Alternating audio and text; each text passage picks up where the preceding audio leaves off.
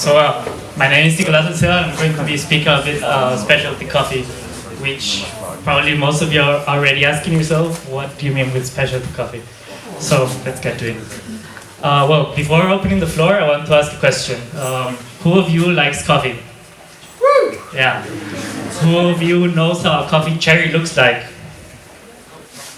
Okay, some confused people already. Who of you know how you get a coffee cherry through the production into a final product? All right, not so many hands. That's what I was expecting. So that's what's happening right now. This is actually how the coffee varieties look like. You probably have heard of Arabica. Behind of Arabica, there are maybe hundreds of different varieties, or Robusta, the same case. And what's happening in the specialty coffee world is that we're looking further into what really coffee is. So some varieties are better for its quality, so their tastes are distinguishable. Some are better for the resistance against different diseases, and sometimes you can even cross them. So you can cross them, and you can see the different effects that you want to reach. Here's how the coffee production looks like.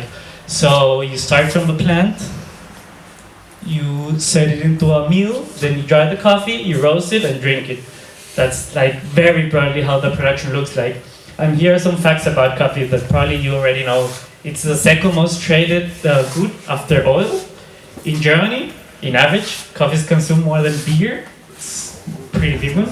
And it's produced in around 50 countries around the world. And one of those countries is Costa Rica. And I come from Costa Rica. And it's a very small country that has been very dependent of coffee. Very, very important infrastructure had been built through income from coffee. So a big dam in the 70s, the first Institute of Electricity and Lightning. And I want you to remember these dates, because during this time, it was the all-time high of coffee. So for 1 pound of coffee in the 77, the price was $3.39. But that changed.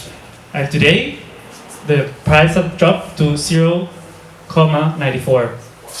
So as you see, it's almost 3 times lower. And this has had a huge impact on many countries, not only Costa Rica. So this is how coffee plantations look today. Many have changed to sugarcane, those that have the possibility, because normally coffee is grown in very high regions. Others have just left their coffee plantations to die because it's too expensive to renew them or try planting new varieties. Others have just let it be, and the ones which had luck now have like housings which are close to the city. But yeah, my presentation was about what's specialty coffee. So all in a nutshell, it's a coffee that, as mentioned in the very beginning, it looks into what really the coffee is. So you can find the traceability. It looks into understanding who the producer is, who really the family who's taking care of the coffee is. It's also an important point, the transparency. So you want to know who's really buying this coffee. You want to know who's exporting the coffee, who's importing the coffee, and how the coffee is getting to you. And again, the quality, it's a very important point in the specialty coffee world. So 3 ways, very easy ways you can improve your coffee every morning. So demand for quality. It sounds very easy. You can walk into a coffee shop and just ask simple questions. So hey, where does the coffee come from? Which notes does it have, or what can I find in this coffee? And you're going to be finding some interesting answers. Some won't be able to answer probably. And another point is drink responsibly. So try to understand where the coffee comes from. Sometimes it's in the supermarket, 1 kilo bags for 10 euros with 50 labels on it, and then you start making costs and you think like, that's not even possible. That's not even, like, it cannot be as fair as it says.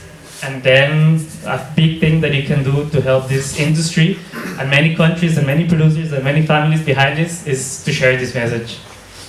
Thanks a lot for your time.